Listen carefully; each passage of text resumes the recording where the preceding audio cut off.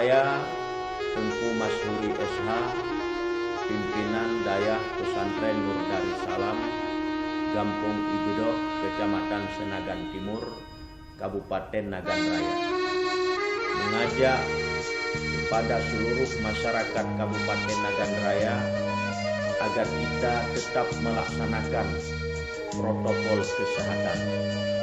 Walaupun kita pada saat ini sudah berada pada new normal, namun kita tetap melaksanakan protokol kesehatan ini di dalam aktivitas kita sehari-hari.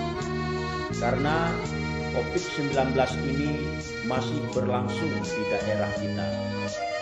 Oleh karena itu, mari kita melaksanakan protokol COVID ini dengan menjaga kesehatan, cuci tangan pakai sabun, memakai masker, jaga jarak, hindari kerumunan, sehingga COVID-19 ini benar-benar dapat kita atasi bersama.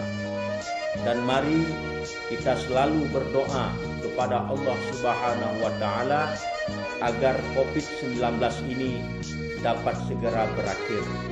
Demikian, terima kasih. Wabillahi taufik wal hidayah. Wassalamualaikum warahmatullahi wabarakatuh.